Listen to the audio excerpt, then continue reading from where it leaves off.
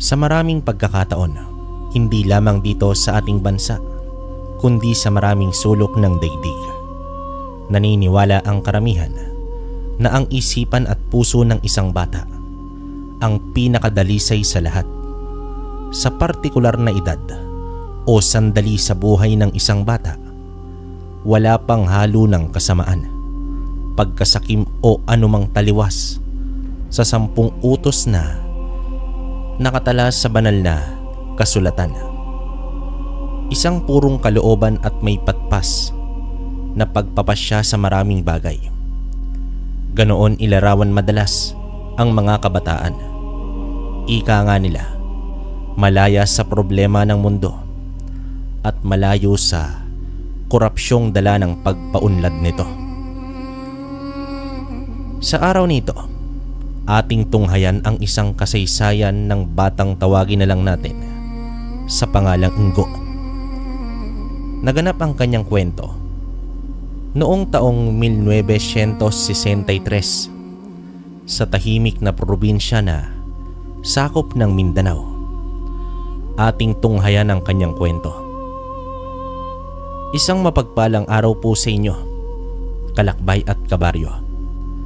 Salamat po sa pagpaunlak na mapakinggan ng inyong mga taga-subaybay ang aking kwento. Tawagin nyo na lang ako sa pangalang Ingo. Naganap itong aking karanasan noong nasa musmus na gulang pa lamang ako. Kasalukuyang nasa elementarya, lumaki po ako sa isang relihiyosong pamilya. Parehong deboto ng aming patron at simbahan ang aking mga magulang, maging ang aking mga lolo at lola. Malakas po kasi ang impluwensya ng Katolisismo sa aming baryo. At dahil nga po dito kung bakit mapayapa ang aming lugar, kaakibat po nito ay ang pagiging mapamahiin ng mga tao at mapapaniwalain sa mga bagay na hindi kayang maipaliwanag ng siyensya at ng makabagong karunungan at teknolohiya. Noong araw, ang salita ng aming mga magulang, lalo na ng padre de pamilya, ay batas na kailangang sundin dahil nga sa alam nila ang mga bagay na makakabuti para sa kanilang mga supling. Malayong malayo po sa akin kung ano ang paraan ng pamilya ko ngayong araw. Marahil ay dahil sa lipas na ang henerasyon ng mga nakakatandang alam ang sikreto kung papaano pagbuklurin ang mag-anak. Kaya naman kaliwat kanan ay mababalitaan mo ang mga naghihiwalay na mag-asawa at mga anak na walang ama.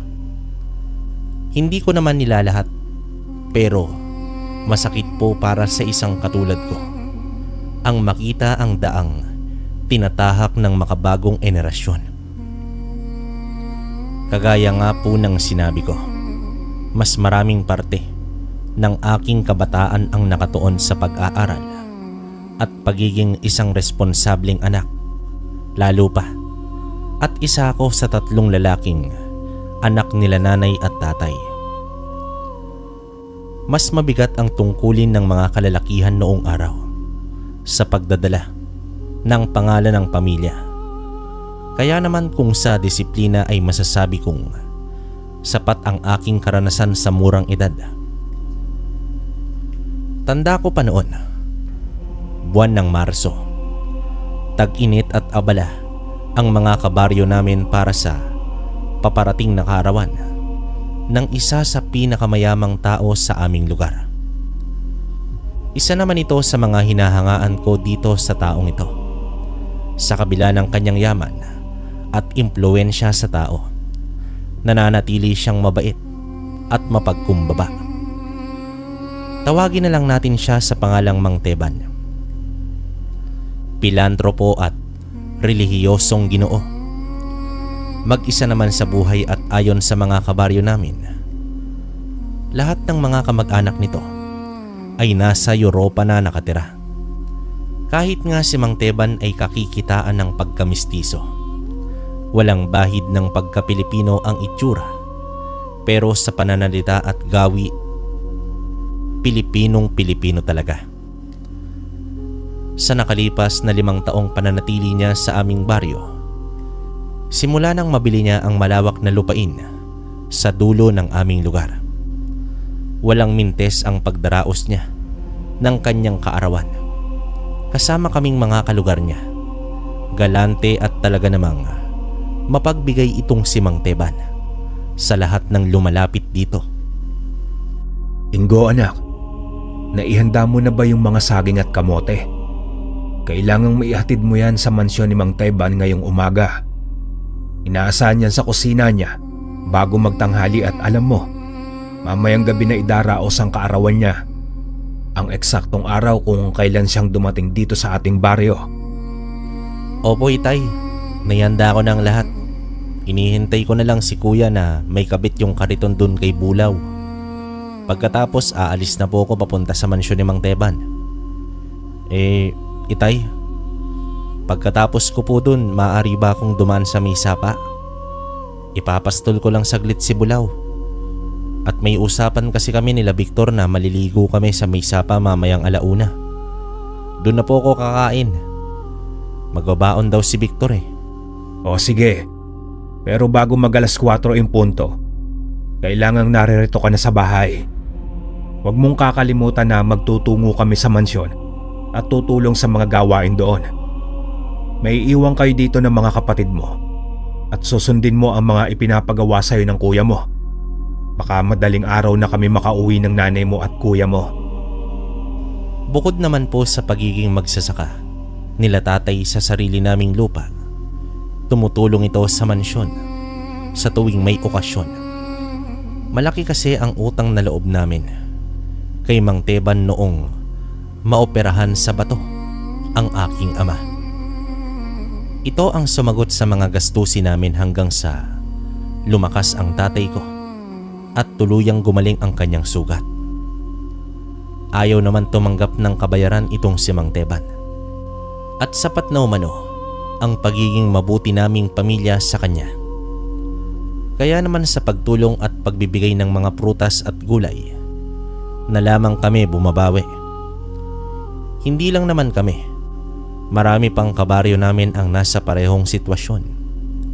Ika nga ng iba, hulog ng langit sa aming baryo itong si Mang Teban. Hoy Ingo, hindi ka bang natatakot na pumunta sa mansyon nila Mang Teban? Bakit naman ako matatakot? Ano na naman ba yung balita mo? Alam mo, sabi kasi nila Mang Toryo, may nakita silang malaking itim na ibon na palagi nagpapaikot-ikot malapit doon sa mansyon. Ang sabi nila aswang daw yun at posibleng alaga ni Mang Teban. Kaya nga daw hindi nauubusan ng pera yung Ginoo kasi pampaswerte daw ang mga alagang aswang sa bahay. Ano sa tingin mo? Ayan ka na naman. Ilang beses bang sinabi ni Padre Simon, huwag kang basta-basta manghuhusga sa kapwa mo. Kung ayaw mong husgahan ka din. At saka isa pa, walang masamang ipinapakita sa atin si Mang Teban. Siya pa nga ang tumutulong sa atin sa maraming bagay, di ba? Sa mga magulang natin. Sa ganitong paraan lang naman natin masusuklian ang kabutihan niya. Kaya hindi ako naniniwala sa mga sinasabi nila Mang Toryo. Isa pa, ang sabi di ba malapit sa mansyon? Di ibig sabihin hindi mismo sa mansyon yun. Paano pala kung aswang nga to at gustong biktimahin sila Mang Teban? Naisip mo ba yon? O kaya baka ibon talaga yun na hindi pa natin nakikita dito? Baka ibong ligaw. Ano ka ba, Victor? Kung sa bagay, tama ka. Isa pa, imbitado nga pala sila nanay sa gaganaping pagtitipon para sa kaarawan ng Ginoo. Ay, sige na.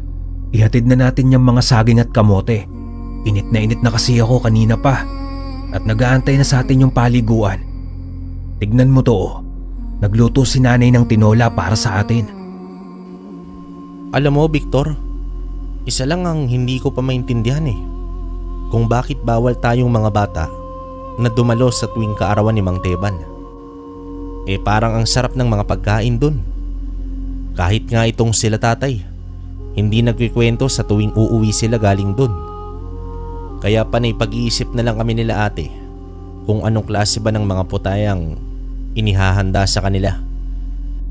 Alam mo Ingo, ang sabi kasi sa akin nila tatay ay handa ang pang matatanda lamang ang dinaraos sa mansyon. Siyempre natural lang na matanda ang pupunta. Isa pa, hindi naman tayo maaaring sumingit sa mga usapan nila. Kaya anong gagawin natin doon, di ba? Yan kung nandito pa si Mang Teban. Base sa mga narinig kong usapan, baka sumunod na din siya sa mga kamag-anak niyang nasa Europa. Baka doon na din siya tumira eh. Ibig sabihin, magiging malungkot na naman ang baryo natin. Pero siguro ayos na din yun. Masyadong dumidepende na kasi ang mga magulang natin at mga lahat ng matatanda dito sa baryo eh. Sa kung anong meron tong si Mang Teban, di ba? Parang nakakalimutan na nila ang mga sarili nilang kagalingan. Baka mamaya masanay sila at hindi nang maalala kung paanong tumayo sa sarili nilang mga paa. Ay, ano ka ba naman Ingo? Para ka namang matandang mag-isip. Hindi bagay sa edad mo eh. O siya, tera na nga. Bilisan mo na. Gustong gusto ko na kasing kainin itong tinola. Pero doon na lang tayo magsaing sa may ilog. Napaka-organisado ng mansyon. Maging ang mismong bakuran nito ay napakalinis. Isa pa, kung tahimik na sa may kakawyang dinadaanan namin, mas tahimik pa sa mansyon. Parang nakakabingi ang katahimikan pero sa parehong pagkakataon, nakakakalma ng isipan. Dito kami sinalubong ng isa sa mga kusinero ng mansyon. Nakangiti nitong itinuro sa amin kung saan ilalagay yung mga dala kong kamote at saging. Dalawa sa paboritong pagkain ni Mang Teban ayon kay ama. Kung ilalarawan ko naman itong mansyon, para siyang malaking sinaunang bahay na ang disenyo ay noong panahon pa ng Kastila. Gawa ito sa kahoy at konkreto at sa lawak nito, mukhang napakaraming kwarto ang makikita mo sa loob. Pero hindi ko alam, panay dungaw lang kasi ang nagagawa ko. Kahit sila tatay, hindi alam ang nasa loob dahil sa kusina at sarap ng bakuran lang sila nakakapunta. Madalas kasi sa handaan dito sa mismong bakuran, ginagawa at palaging nakasarado ang napakalaking pintuan nito sa harap. Nasa tansya ko ay nasa 10 hanggang 12 talampakan ang taas at nabubuksan ito sa 2 bahagi. Hindi din kami nagtatagal doon. Ilang minuto lang kapag nakumpleto na namin ang kailangan gawin, ay inihahatid na kami ng katiwala nila. Kasabay ng pag-aabot ng kending gawa naman sa niyog. Niyog na niluto sa tinunaw na asukal. Napakasarap at napakalambot. Sa tuwing kakain ako nito, parang kinikiliti ang utak ko sa tamis at linamnam. Iyon ang pinakapremyo naming mga bata sa loob ng 5 taon. Mukhang malaki yung ginagawa nilang candy ngayon ano? Sakto tong panghimagas natin mamaya pagkatapos ng panangalian. Halika na Ingo, unin mo na si Bulaw at maligo na tayo. Mamaya maunahan pa tayo sa pwesto natin doon eh. Tiyak na pupunta din yung mga taga-kabilang baryo para maligo. Mabuti pa nga, mukhang naiinitan din si Bulaw eh. Ano kaya kung doon natin siya paliguan sa ilog para magsialisan yung mga taga-kabilang baryo? Nakakainis lang kasi yung grupo nila Alejandro. Akala mo sarili nila yung paliguan kapag nauuna sila. Alam mo naman siguro kung bakit kinatatakutan nila si Alejandro, di ba? Kaya wag mo nang susubukan pang kalabanin yun para tahimik ang buhay natin. Oo naman, alam ko. Pero naniniwala ka ba talaga na mambabarang ang pamilya nila? Baka nga gawa-gawa lang ni Alejandro yun para katakutan sila eh. Para matakot tayo sa kanya. Para magawa niya kung ano yung gusto niyang gawin nang walang kumukontra, di ba? Basta wag mo na lang gawin. Alam mo, magkaibigan tayo. Pero iiwan talaga kita kapag gumawa ka ng kalokohan laban dyan kila Alejandro. Ayokong bangungutin mamayang gabi ano?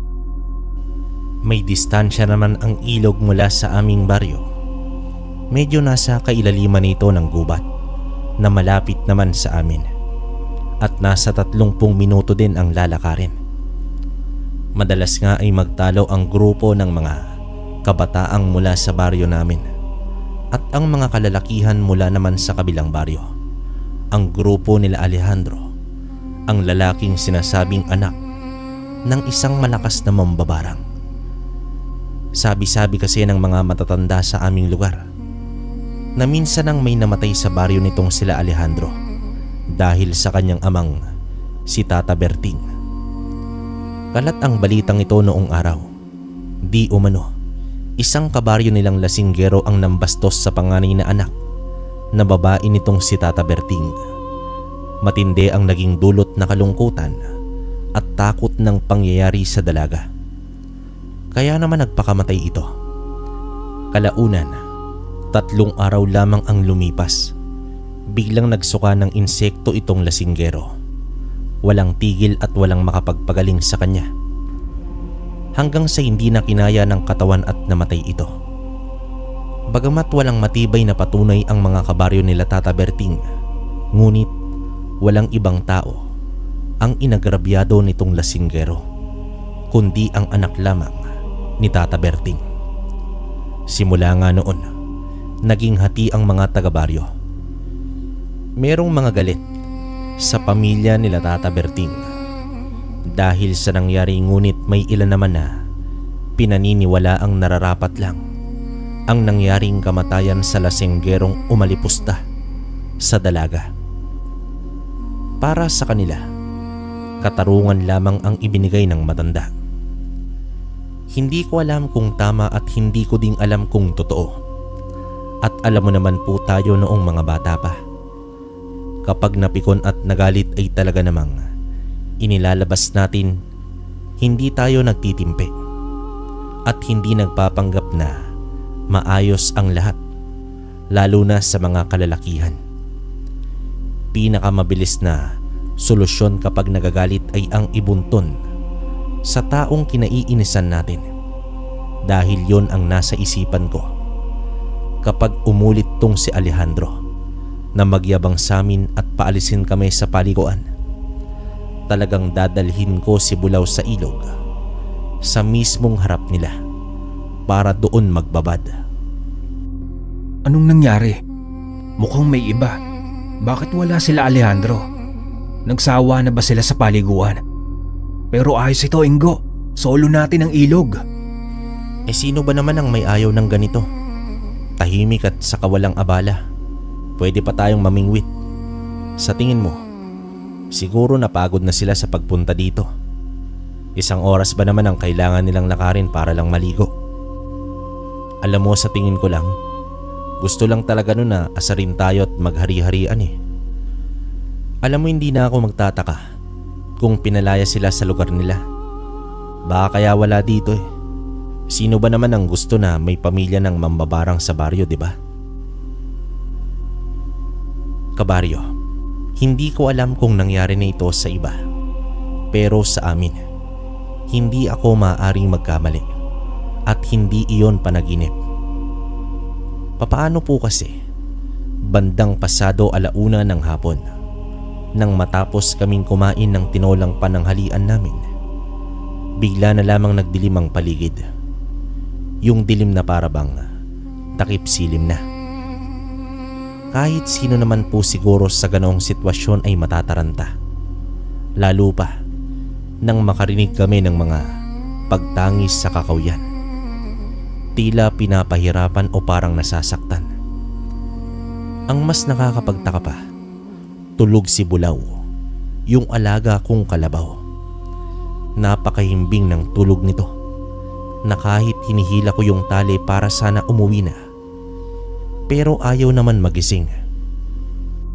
Ako, Ingo, anong nangyayari dito? Bakit biglang dumilim?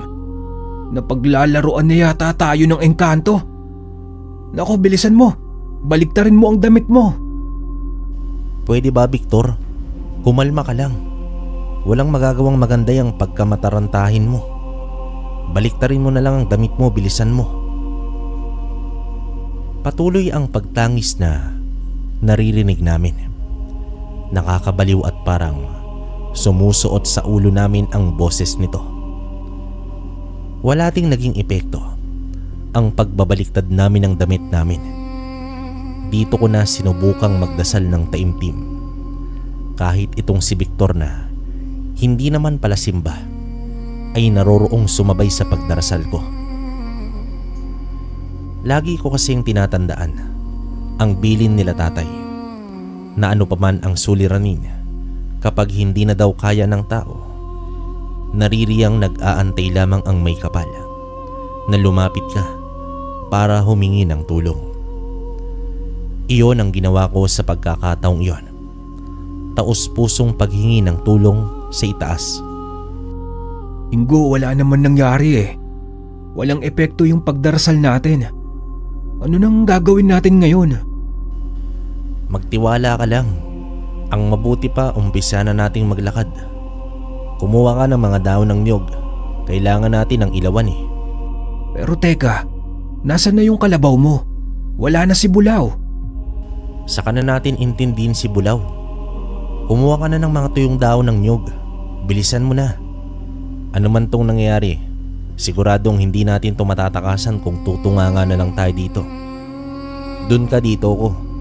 Kumuha ka ng kawi na pwede nating gawing sandata, sakaling malagay tayo sa alanganin. Huwag kang masyadong lalapit sa ilog ha. Mamaya andyan yung engkantong may gawa nito. Ilahin ka pa ilalim. Kung sa punto de vista ng isang normal na tao na may normal na pag-iisip, tila katang-isip lamang ang mga nagaganap sa amin. Animoy panaginip o bangungot at napakahirap mapaniwalaan. Kahit ako man, sa sitwasyon naming iyon, pinagpapasa Diyos ko na lamang ang lahat. At iniisip na sana panaginip lamang yon at magising na ako. Kaya lang totoong totoo, pati yung sakit nung makatapak ako ng may tinik na sanga ng kahoy. Pati yung pagdurugo ay totoong totoo talaga. Nang sa hindi ko namang inaasahang tagpo, ay dito napalingon ako sa may ilog. Doon ko nakita itong isang animoy makinang na liwanag na nagmumula sa tubig. Hindi ko naman maiwasan ang lapitan nito. Dala na din ang kuryosidad. Gusto kong malaman kung ano yun at kusang kumilos ang katawan ko para lapitan ito at tingnan. Marahan naman akong lumusong sa may tubig at inilubog ko ang aking kamay para abutin itong makinang na bagay. Sa maniwala kayo o sa hindi, kabaryo, isang animoy patak ng luha na parang perlas ang naroroong nasa palad ko. Sinlaki lamang ito ng hole na sa tansya ko at totoong kumikinang. Ngunit bigla naman akong tinawag ni Victor at saka naman ako bumalik sa ulirat. Ang nooy akala ko'y napakababaw na tubig. Sa katotohanan pala ay lampas tao na ang lalim. Saka naman ako nakaramdam ng pagkakapos ko sa hangin at mabuti na lamang naahon ako nitong si Victor bago pa ako tuluyang malunod. Ano bang iniisip mo at lumusong ka sa ilalim ng ilog na yan? Ang sabi ko naman sa'yo, di ba? Huwag kang lalapit sa ilog. Alam mo na nga na napaglalaroan tayo eh. Eto na yung mga tuyong dahon. Tara na, umalis na tayo dito. Ewan ko nga rin, Victor eh. Parang may tumawag sa akin sa tubig. Pagkatapos, huwag mo nang ikwento pa, Ingo. Kita mo nang natatakot na ako eh. At saka mukhang hindi lang engkanto ang nasa paligid. Hindi na normal yung pagtangis eh. Parang umiikot sa kakahuyan. iniisip ko naman noon, kabaryo, kung sasabihin ko kay Victor ang tungkol sa kakaibang hiyas na nakuha ko. Dahil sa nangkapain ko ito sa bulsa. Naroroon ito at napakalamig at napakakinis na hiyas. Naudlot naman ang pag-uusap namin nang dahil sa mga pagtangis. Napalitan ng pag-angil at ang pag-angil ay lumalakas ng lumalakas. Kasabay ng mga pagaspas sa himpapawid. dito na pumasok sa isip ko ang ideya kung bakit wala sila Alejandro. Victor, sa tingin ko alam na natin ang sagot kung bakit wala dito sila Alejandro ngayon. Posible kayang ganito din ang nangyari sa kanila noong nagdaang araw. Narinig ko pa silang nagsisigawan dito nung pinapastol ko si Bulaw eh. Kaya naman nakapagtataka na pare-pareho silang wala ngayon. Mukhang ganito din ang sinapit nila. Wala na akong pakialam sa kung anong sinapit nila. Ang mas mahalaga, makaalis na tayo dito sa gubat. Parang habang tumatagal mas lalong dumidilim. Magtag-isa na tayo. Sindihan mo na din yang sayo. Mahirap na magkahiwalay tayo dito sa kakahuyan. Teka Ingo, naririnig mo ba yon? May tumatawag sayo. Labis na gimbal ang gumapang sa katawan ko nang marinig ko din ang isang boses na tumatawag sa akin. Malinaw at umaalingaw-ngaw pa sa may kakahuyan ang isang nakakatakot na boses na tumatawag sa pangalan ko. Pero ang nakapagtataka, dahil sa nang sundan ko yung direksyon ng boses, isang nagliliwanag na babae ang nakatayo sa may puno ng balete. Nakaturo ito sa gawing kanan niya. Tila gusto niyang doon kami dumaan. Kaya lang ako lang ang nakakakita sa kanya. At tanging boses lang ang naririnig ni Victor. May bahagyang pagdududa man at iniisip kung ito ang babae na may gawa ng nangyayari sa amin. Pero sinundan ko ang tinuturo nitong direksyon. Victor, dito tayo. Sundan mo ko, bilis. Ano man niyang pumapagaspas, mukhang hindi natin magugustuhan oras na makalapit yan sa atin. Bilisan mo rin, Ingo. Pero saan kaya patungo itong dinadaanan natin? Sigurado ka ba sa ruta natin? Sakaling makaligtas man tayo dito, hindi na talaga ako uulit pang maligo sa ilog na yan. Ang bata ko pa pero parang aatakihin na ako sa takot eh. Shh! Huwag kang maingay. Painggan mo. Ang alin? Wala naman akong marinig. Yun nga nawala yung pagaspas at saka yung pag-angil. Ligtas na yata tayo. Ay, salamat.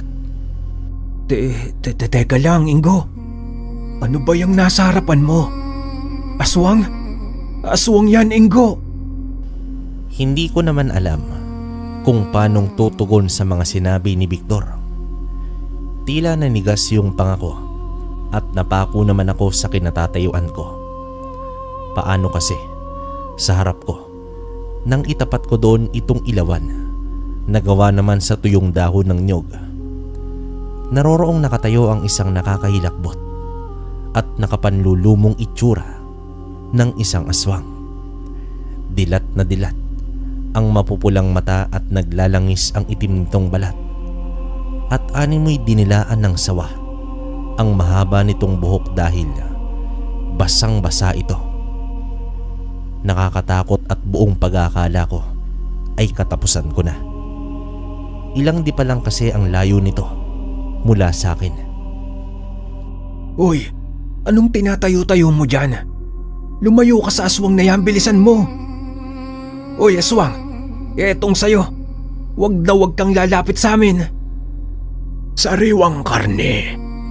Kayong mga taga-baryo, hindi pa kayong nakontento sa kung anong meron kayo. At pati itong kagubatan ay ginagambala nyo sa mga pagpuputol ng puno at pagpatay sa mga hayop na nakatira dito. Anong pakiramdam na kayo naman ngayon ang tila hayop na tinutugis? Kayong dalawa ang magiging kabayaran sa ginawang pagsunog ng mga taga-kabilang baryo sa aking tirahan. Kayo ang kabayaran sa pagkamatay ng anak ko. Bakit kami? Wala kaming kinalaman sa nangyari sa inyo.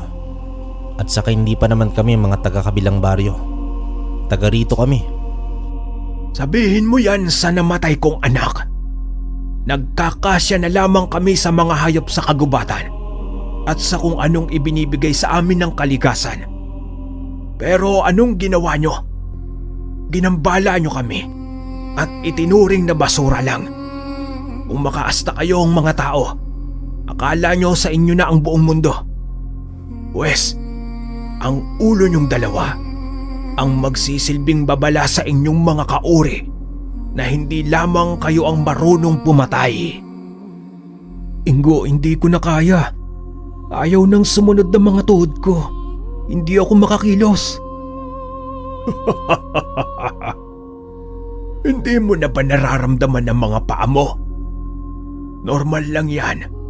Oras na lukubong ka ng aking presensya. Sino mang nilalang ang makaharap ang kagaya ko ay mawawala ng lakas at dahilan para mabuhay. Gusto nyo gambalain kami sa gubat, kaya ibinabalik ko lamang sa inyo ang pabor. Nang mga sandaling yon, pareho kami na hindi makatakbo ni Victor.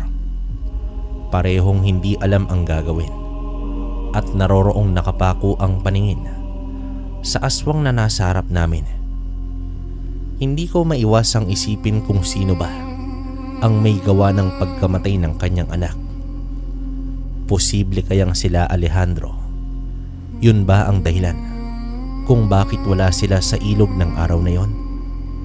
Dahil alam nilang may napatay silang nilalang sa gubat at maghihiganti ang ama nito. Galit ako noon, kabaryo, dahil sa bakit kami ang dapat na magbayad sa kasalanang hindi naman kami ang may gawa. Takot ako sa aswang pero tila hindi ko maiwasang makaramdam ng pagkahabag at kalungkutan. Kahit sinong ama naman yata ay magagalit oras na mamatay ang kanyang anak. Subalit ang nakapagtataka lang, habang si Victor ay hindi na magawa pang kumilos, naging iba ang sitwasyon ko. Nakikita kong mabagal ang paggalaw nitong aswang at alam kong kaya kong maglakad. Nang susugod itong aswang sa akin, agad kong ibinelo yung hawak kong pamalong kahoy. Hindi na ako nag-alinlangan na paluin itong aswang sa ulo. Ngunit nasangga lamang ito ng kanyang kamay. Kaya lang hindi yun naging sapat para pigilan yung puwersa ng pag-atake ko. Napasigaw naman yung aswang sa sobrang sakit at nagpagulong-gulong sa lupa. Maging ako ay gulat. Tila narinig ko pa ang pagkabali ng buto niya sa kamay na ipinangsangga niya sa palo ko. Victor, ano? Tara na, tumakas na tayo. Teka, ikaw ba talaga yan, Ingo? Anong nangyari doon? Saan nanggaling yung lakas mo? Pwede ba mamaya na yung mga tanong mo? Tiyak na hindi sapat ang palong yun para patayin yung aswang na yan. Tara na, tumakas na tayo. Dito tayo dumaan. Hindi ka tao. Walang tao ang kayang gumalaw sa ilalim ng aking mahikang itim. Sino ka ba, bata? Sino ka? Lubayan mo na kami. Hindi kami ang may kasalanan sa'yo. Hindi ako magdadalawang isip na basagin ang bungo mo kung kinakailangan. Oras na sundan mo pa kami. Huwag mo na siyang galitin pa. Huwag mo nang hamunin. Nang mawakan ko naman si Victor, muli itong nakakilos. Bagamat nagngangaot ang tuhod at nagkakandautal-utal sa pagsasalita pero nagawa na nitong gumalaw. Kaya lang, tama ang sinabi ng aswang. Hindi pa tapos ang lahat dahil sa hindi lamang siya nag-iisa. Natural, kung may tatay at anak, normal nang may nanay. Nagtamo ng kalmot si Victor sa likod niya. Mabilis at marahas ang ginawang pagsalaki sa amin ng babaeng aswang. Hindi ito nagsasalita. Panay pagsigaw lamang at tila galit na galit. Naghuhuramintada at mas mabalasi kumpara dito sa lalaking aswang na tila mas nakakausap mo pa ng matino. Tasing, mag-iingat ka sa batang yan. Hindi siya ordinaryong bata lang. Nagawa niyang kumawala sa pagpapalipadangin ko Huwag na huwag mong ibababa ang depensa mo. Lubayan nyo na kami. Wala kaming ginagawang masama sa inyo. Hayaan nyo na kaming makauwi sa aming baryo. Pangako, hindi na kami babalik pa dito sa lugar ninyo. Sawa na ako sa ganyang mga pagpapaawa nyo. Anong akala nyo sa amin mga mahihina ang utak? Oras na pakawalan namin kayo at oras na makabalik kayo sa baryo ninyo. Tiyak na lahat ng mamamayan sa lugar nyo ay tutugisin kami sa kagubatan para patayin. Tumakas kayo kung kaya nyo, pero gagawin namin ang lahat para mapatay kayong dalawa. Ingo, iwanan mo na lang ako dito. Pabigat lang ako sa iyo eh. Ni hindi ko na maihakbang pa ang mga paa ko sa takot. Kaya sige na, humingi ka ng tulong kila tatay. Siguraduhin mong bibigyan nyo ng hustisya kung sakaling mapatay nila ako. Hindi kita iiwan dito, Victor. Magkasama tayong lalabas ng gubat. Sige, sumunod kayo. Hindi na ako natatakot sa inyo. Hindi na. Pagamat sa kabila ng magkahalong emosyon sa isipan ko, tila nang maramdaman ko ang pag-init ng bato sa bulsa ko. Nawala ang lahat ng pag-aalinlangan ko sa isip at damdamin. Totoong nawala nga yung takot ko. Nakaramdam ako ng nag-uumapaw na lakas sa katawan ko. Totoong hindi na maiiwasan pa ang pagsugod ng babaeng aswang. Pero hindi ako nawala ng pag-asa. Pakiramdam ko noon na may gumagabay sa akin. Hawak naman itong pamalo na kahoy ay sinalubong ko itong lumilipad na aswang. Buong lakas ko itong hinataw. Ang punteriya ko talaga sana ay yung ulo. Pero sa huling sandali ay nakaramdam ako ng konsensya at alam kong mamamatay ang aswang na yon kapag hinataw ko ang ulo niya. Kaya naman sadya kong inilihis yung direksyon ng pagpalo ko. At sa halip ay ang kaliwang pakpak nito ang tinamaan. Tumama naman sa puno ang aswang dahil sa puwersang natamo niya. At siguro nawala ng malay dahil na din sa pagkakabangga niya sa puno.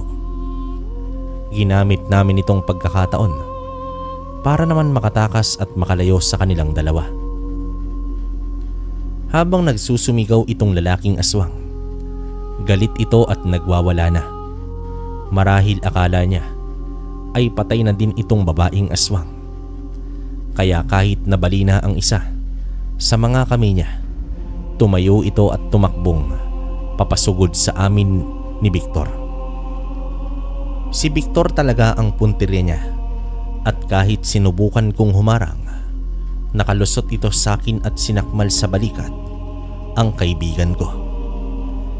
Dito napayaw si Victor. Tila siya ang pinunteriya nitong aswang dahil sa alam niyang sa aming dalawa, ito na ang mahina. Tignan natin. Mamili ka. Ililigtas mo ang sarili mo at iiwan siya o magkasama kayong mamamatay dito. Anumang sandali ay darating na dito ang iba pa sa mga kasamahan namin. At kapag nangyari yun, kahit gaano ka pa kalakas, mamamatay ka. Kaya mamili ka, ang kaligtasan mo o ang pagkakaibigan nyo ng matabang yan. Kaya ibigay mo na lamang siya sa amin bilang kabayaran sa atraso mo. Tumakas ka na, walang magagalit sa'yo, hindi ka nila sisisihin. Tama siya, Ingo. Kung di ka alis dito, pareho tayong mamamatay. Ipaalam mo kila tatay ang nangyari dito. Hindi kita sinisisi, tandaan mo yon. Ipaalam mo sa buong baryo natin ang tungkol sa mga aswang ng gubat na ito. Kusang dumaloy naman ang masaganang luha sa mga mata ko. Hindi ko mapigilan. Nagagalit ako sa mga aswang. Nagagalit ako sa mga gumawa ng katampalasan sa anak nila. At nagagalit ako dahil wala naman akong magawa sa sitwasyon namin ng kaibigan ko. Hindi ko kayang iligtas si Victor na noon ay naliligo na sa kanyang sariling dugo. Gusto kong magwala noon. Naisip ko na dapat tinuluyan ko na pala yung babaeng aswang. Dapat pinatay ko na din para patas kami. Nakaluhod na lang ako. Ano bang mukhang ihaharap ko sa pamilya ni Victor kung uuwi akong buhay habang si Victor ay nilalapa ng mga aswang? Maya-maya pa, unti-unting dumami ang mga pag-angil. Unti-unting nagsilitawan ang mga kasamahan nitong aswang. Kagaya nga ng sabi niya. Kung gayon, nakapagpasya ka na. Bueno, pareho kayong mamamatay sa kamay namin. At ang kamatayan nyo ang magsisilbing babala para sa mga tao na ang gubat na ito ay para sa amin. Eliseo, tila yata sumosobra na ang karahasan mo. At talagang dito mo pa napiling magasik ng lagim. Sigurado ka ba dyan sa gagawin mo? Teban, teka lang, anong ibig sabihin nito? Akala ko ba napatay ka na ng mga aswang na kanluranin? Dito ka lang pala nagtatago. Huwag mong ilihis ang usapan, Eliseo. Alam naman nating lahat na traidor ang lahi nyo. Akala mo ba na ang isang gabunang kagaya ko ay basta-basta na lamang mapapabagsak ng mga kanluraning aswang? Isang pagkakamali ang tumapak kayo sa teritoryong nasasakupan ko. Bibigyan ko kayo ng pagkakataong umurong. Umalis kayo sa lupang ito at huwag na magpapakita. Kung ayaw niyong kalimutan ko na kapatid ka ng nasira kong asawa. Ingo, kaya mo pa bang tumayo? Alalayan mo si Victor at dalhin mo sa bahay. Ako nang bahala dito sa mga bisita natin. Maraming salamat po, Mang Teban. Victor, halika na. Hindi ko na inisip pang magtanong kay Ginoong Teban kung bakit siya naroroon at anong ibig sabihin nang nasambit niyang isa siyang gabunan pero iba yung presensya niya. Kahit marami yung aswang na nasa harap niya, tila tumiklop ang lahat ng ito. Takot ang lahat at marahang umatras kahit hindi pa man nakakasagot. Itong si Eliseo. Naroroong dumating itong katiwala ni Mang Teban. Yung palangiting matanda na palaging nagbibigay sa amin ng minatamis na niyog. Sa kabila ng tama ni Victor, walang kahirap-hirap niya itong binuhat papunta naman sa kanilang mansyon. Dumaan kami sa likod ng bahay ni Mang Teban, papasok sa mismong sala nila. Sa unang pagkakataon, nasilayan ko ang walang kasing ganda at walang kasing linis na sala na para kang nasa panaginip lang. Doon nila ginamot si Victor at pinagpahinga. Isang oras pa yata ang lumipas nang pumasok itong Ginoo. Huwag ka nang mag-alala at maayos na ang kaibigan mo.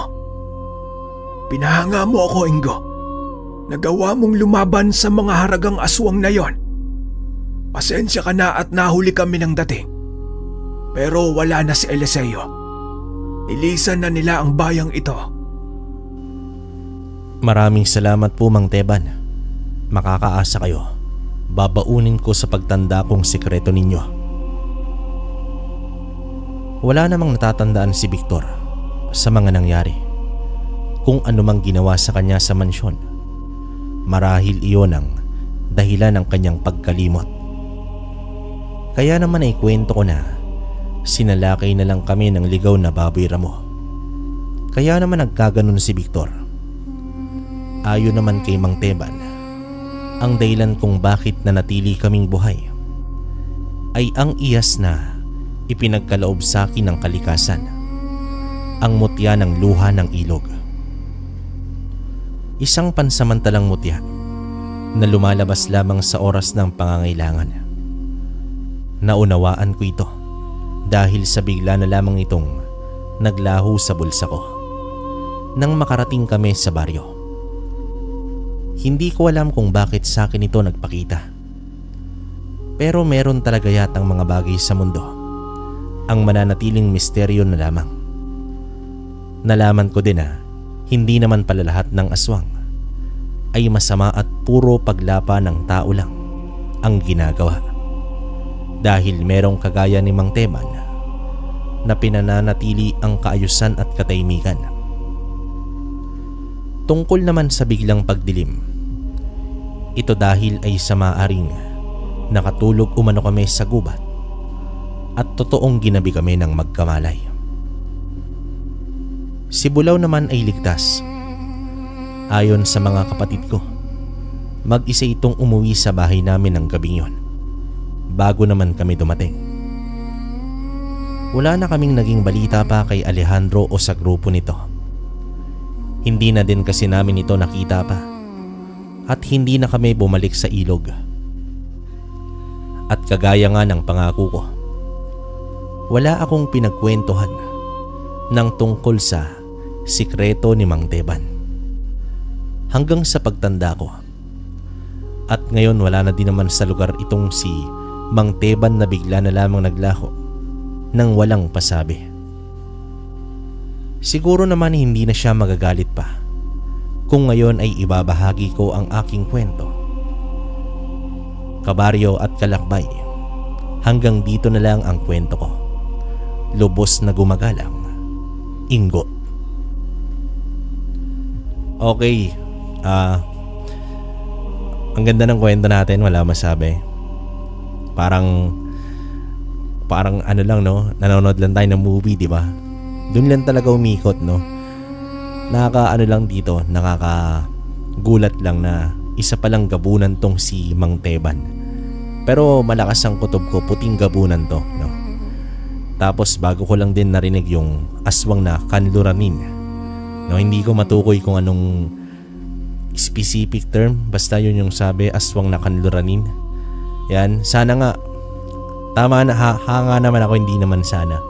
Hanga naman ako na hindi pinatay ni Ingo yung babaeng aswang, no. Kumbaga, iniisip niya pa rin na may kailangan pa nito siguro mabuhay, ganyan. So doon, parang doon medyo umanga ako. Saka yun nga, nakakaano rin na bigla na lang hindi naalala ni Victor yung nangyari. Siguro may orasyon tong mga gumamot, hindi natin alam. Kasi si Ingo, kumbaga nasa conscious mind naman siya nung time na yun, kaya alam niya talagang totoong nangyari. Yun nga lang, yung mutya ng luha sa ilog, grabe yun. Talagang nawawala talaga yun pag, kumbaga on the spot lang yun eh. Pag nakita mo, hindi mo rin naman siya makikita pag walang panganib eh. Kumbaga magsasalba sa yun, no? Kita naman natin yung nangyari kay Ingo. So yun lang naman yung komento ko. Kayo, kung may komento kayo mga kalakbay at kabaryo, comment nyo sa baba para mabasa namin. So paano? Hanggang dito na lang muna. Hanggang sa susunod na kwento. Maraming salamat.